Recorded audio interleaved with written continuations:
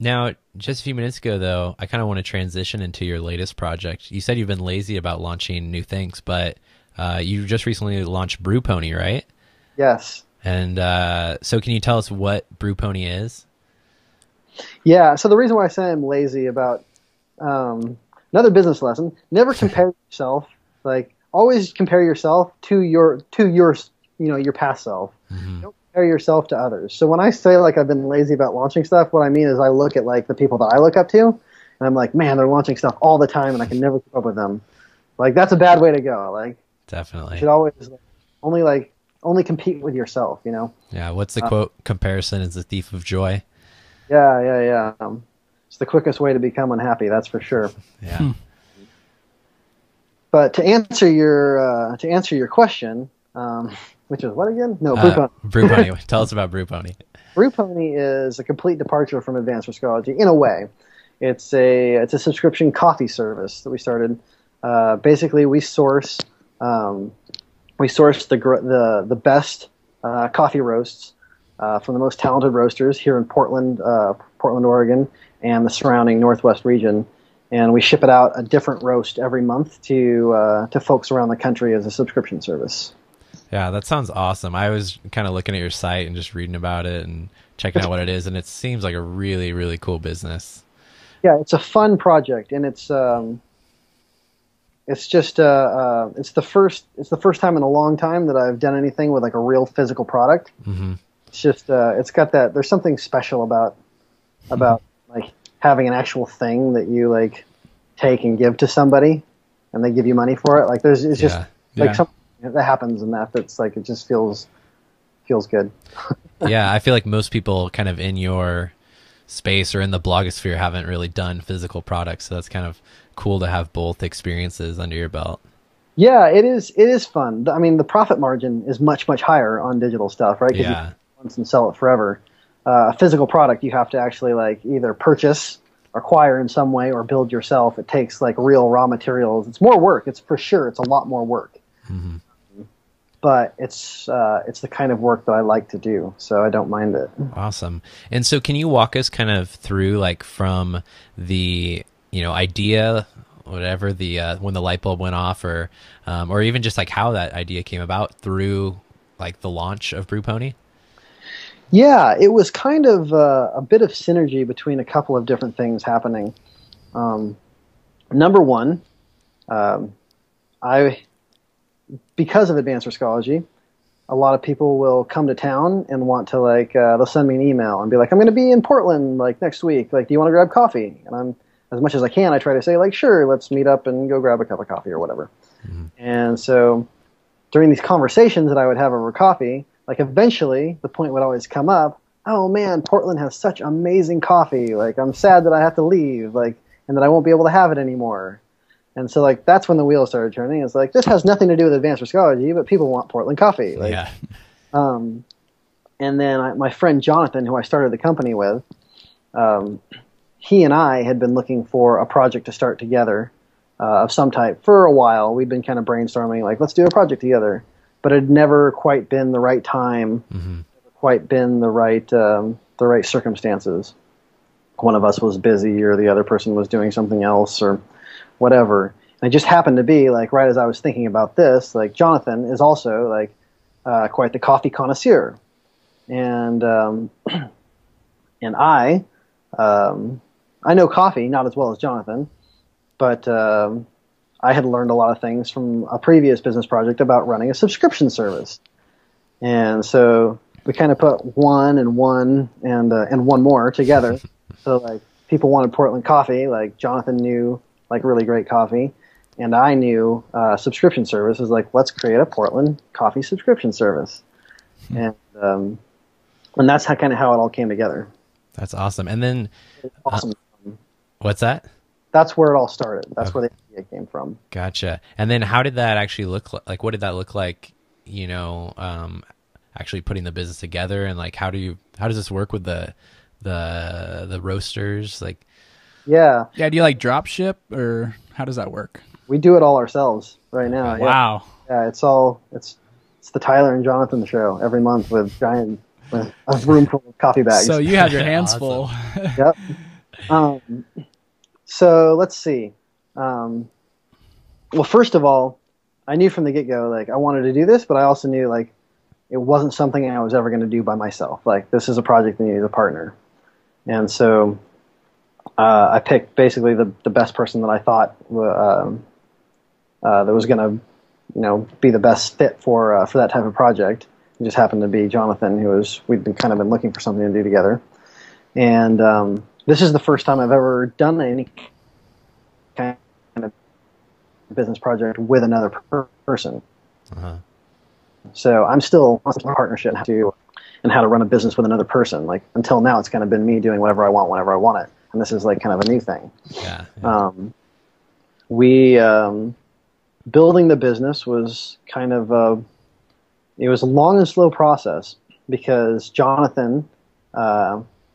This is definitely like like we're serious about it. We're very, very serious about Brew Pony, but it's also a side project for now. Uh-huh. I have a couple business projects that I run that I'm already running, and then Jonathan has a full-time job, and so we basically just we made the commitment, like, we're going to meet twice a week, and for 2 hours, and we would bust out as much as we possibly could every week or twice a week for 2 hours until we finally got to the point where it was like it's time to launch. Like, we've got to get this out there. And it took us too long. It took us like 9 months to go. Wow. Yeah, it took us 9 months to go from kind of the idea that basically the point where we said, all right, we're going to do this, to like the doors are open and people are buying coffee. It was about 9 months. And if we had quit other projects, we could have done it much faster. But that's not how. I don't know. It's not how I roll. I like to be doing a number of different things. So it worked okay for us. But it was a long process for sure. Gotcha. And how did the launch go? How are things going now? It went good. Yeah. It's easier to sell a physical product. So like most of my experiences with digital projects, it's easier to sell a physical product because people just get it more kind of viscerally. But at the same time, like, it's coffee, so people can buy it at the store if they want to. Like, they don't have to buy it from Brew Pony. It's not like they can only get it from. So there's challenges and advantages either way. But the launch went fine. People are excited for it. We got our first batch of customers in the door. We just opened it up again for a second batch. Nice. And we just did our second shipment. And how many like subscribers do you have? Is that what you call them? Subscribers, customers? Yeah, we call them Brewponians. Brewponians. Awesome. So how many Brewponians do you have? We have about 50 recurring Brewponians. So people who buy from every month. We offer like a couple options where you can buy just one time. Like, if you don't want to sign up for a subscription, like, you can buy just like one thing, either for yourself or like as a gift for a friend or a relative or something. And we have more of those, but in terms of people who are like kind of bought into Brew Pony and like doing it on a monthly basis, there's about 50 of them. Yeah. Awesome. So it's a small project for sure. But this is the kind of thing that, like, Brew Pony is like kind of the perfect project for like word of mouth. So like we can already see like kind of the influence spreading on it. So definitely people into the fold over time. Yeah, I mean, it's a cool idea. I mean, I just have even told a few friends, like, not to toot my own horn or whatever for you, but like, just because I think it's a really cool idea, and I was telling them about it, like, and it's definitely an idea to get excited about. That's cool. Thanks, dude. Appreciate it. Yeah, of course, man. So I think we're kind of coming to the end of the show here. But Tyler, just like one last thing, if you could give, one piece of advice to people like Nick and I and people like our listeners who are, starting out on their entrepreneurial journey, looking to, get out of the 9-to-5 sort of thing, what's one piece of advice you have for us? Yeah, I guess, I always try to, like, when I get asked that question, I always try to come up with something unique, like, rather than like just repeat something I already said. And so, like, one thing I think that that helps a lot, and in our space, like, a lot gets talked about with like lifestyle businesses and like starting a business that that you can run from anywhere and do anytime or whatever. Figuring out to me, the right way to start a business is not like to ask what do I want to get out of it, but it's to ask like, what problem do I want to solve, right? Because like, without that, like you can't answer any of those other questions.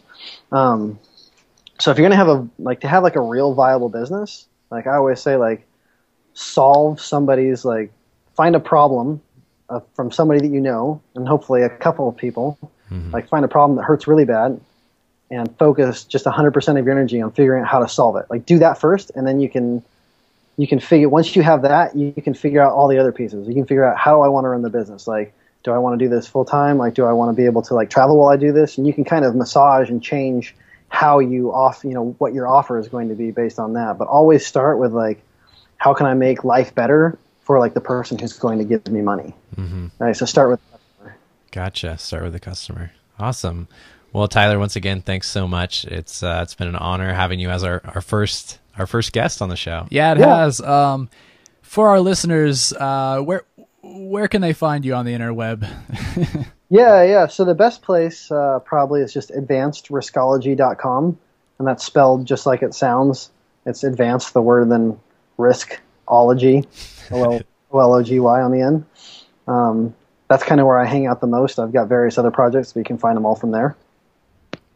Gotcha. Awesome, man. And then wait, one last thing though. What's next for you? What's next for me? That's a good question, and my favorite answer is absolutely nothing. There are I've got all kinds of ideas and things that I want to do, but right now I'm kind of on this active, what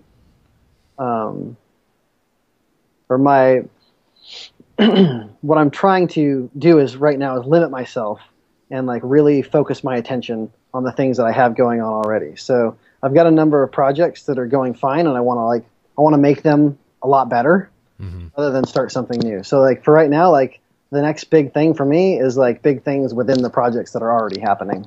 Gotcha. Cool. Awesome. Well, thanks again, Tyler. It's been great. Yeah, you bet. Thanks for having me.